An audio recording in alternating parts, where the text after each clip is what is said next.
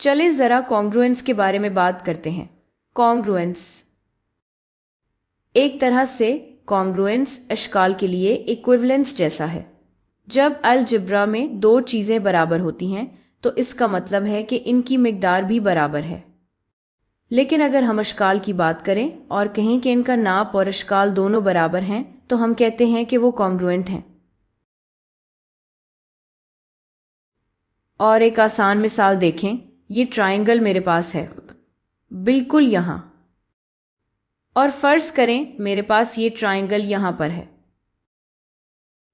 और अगर आप इस ट्राइंगल को मोड़ें, घुमाएं या पलटाएं तो आप इसे बिल्कुल इसी ट्राइंगल जैसा बना सकते हैं।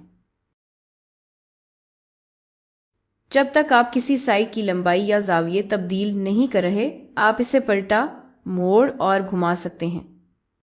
तो अगर आप मोड़ सकते हैं, मैं ये लिख लेती हूँ, आप इसे पलटा सकते हैं और आप इसे घुमा भी सकते हैं।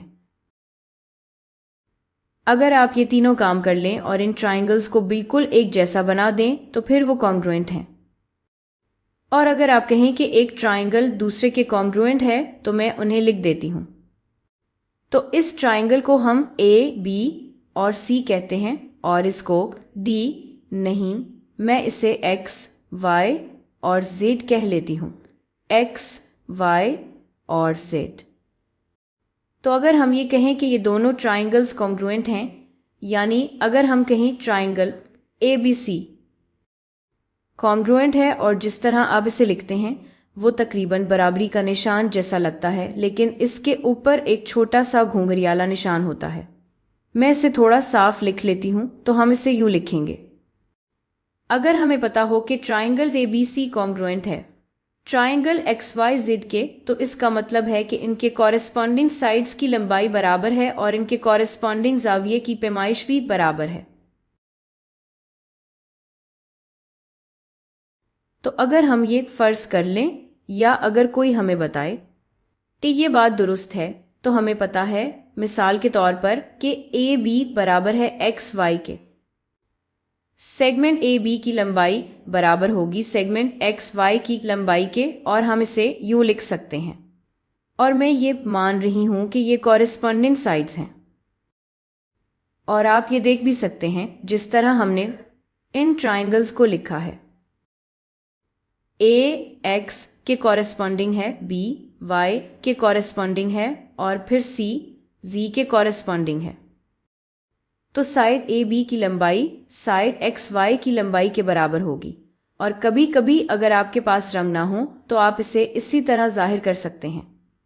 ये दोनों लाइन सेगमेंट्स की बराबर लंबाई है। आप ये बात कह सकते हैं और ये हमेशा इस तरह लिखी हुई नजर नहीं आती। आप हमेशा ये भी कह सकते हैं कि line segment A B congruent है लाइन सेगमेंट एक्स वाई के। लेकिन लाइन सेगमेंट्स की कॉन्ग्रुएंस का मतलब बस ये है कि इनकी लंबाई बराबरी में है, तो ये दोनों बातें एक ही मतलब रखती हैं। अगर एक लाइन सेगमेंट दूसरे लाइन सेगमेंट के कॉन्ग्रुएंट है तो इसका मतलब है कि एक लाइन सेगमेंट का नाप बराबर है दूसरे लाइन सेगमेंट के नाप के। तो हम सारे कॉरेस्पॉन्डिंग साइड्स को देख सकते हैं। अगर ये दोनों अशकाल कॉन्ग्रुएंट हैं तो हमें पता है कि बी सी की लंबाई बराबर होगी वाई जेड की लंबाई के, अगर ये कॉरेस्पॉन्डिंग साइड्स हैं। और हम यहाँ डबल हैश मार्क्स लगा सकते हैं ताकि ये दिखा सकें कि ये दोनों बराबर लंबाई के हैं। और फिर अगर हम तीसरी साइड पर जाएं तो हमें ये भी पता है कि तीसरी साइड की लंबाई भी बराबर होगी या लाइन सेगमेंट्स भी कॉन्ग्रुएंट होंगे। तो हमें ये भी पता है कि ए सी की लंबाई बराबर होगी एक्स जी की लंबाई के। हमें सिर्फ ये नहीं पता कि सारे कॉरेस्पॉन्डिंग साइड्स की लंबाई बराबर होगी। अगर कोई हमें बताए कि एक ट्राइंगल कॉन्ग्रुएंट है, हमें यह भी पता है कि सारे कॉरेस्पॉन्डिंग जाविये के नाप भी बराबर होंगे आपस में। तो मिसाल के तौर पर हमें यह भी पता है कि इस जाविये का नाप भी कॉरेस्पॉन्डिंग जाविये के नाप के बराबर होगा। और कॉरेस्पॉन्डिंग जाविया बिल्कुल यहाँ है। ये नारंगी साइड और नीली साइड के दरमियान है, या यूं कहूं कि नारंगी साइड और जामनी साइड के दरमियान है। तो ये भी हमें बताता है कि BAC ज़ाविये का नाप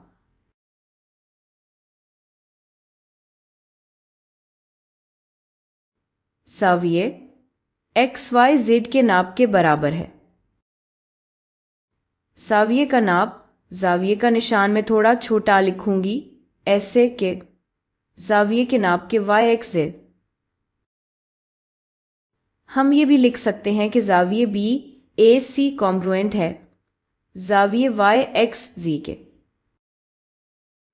और बिल्कुल इसी तरह जैसे लाइन सेगमेंट्स में, अगर एक लाइन सेगमेंट दूसरे लाइन सेगमेंट के कॉन्ग्रुएंट हो तो इसका मतलब है कि इनकी लंबाई बराबर है। और अगर एक ज़ाविया दूसरे ज़ाविया के कॉन्ग्रुएंट हो तो इसका मतलब है कि इनकी लंबाई बराबर है। तो हमें पता है कि ये दोनों कॉरेस्पॉन्डिंग ज़ाविये की लंबाई बराबर है, तो ये कॉन्ग्रुएंट हैं। हमें यह भी मालूम है कि ये दोनों कॉरेस्पॉन्डिंग ज़ाविये का नाप एक जैसा है, और मैं डबल आर्क इस्तेमाल करूंगी ताकि ये वाज़े हो कि इसकी लंबाई वही है। इसकी लंबाई भी इसी के बराबर है। तो हमें यह भी मालूम है कि लंबाई ज़ाविये ABC ज़ाविये XYZ के लंबाई के बराबर है। X, Y, Z। और आखिर में हमें मालूम है कि अगर ये दोनों ट्राइंगल्स कॉन्ग्रुएंट हैं तो ये ज़ाविया अपने कॉरेस्पॉन्डिंग ज़ाविये के बराबर नाप रखेगा। तो हमें पता है कि ज़ाविये ACB के नाप बराबर होगा ज़ाविये XZY के नाप के। XZY।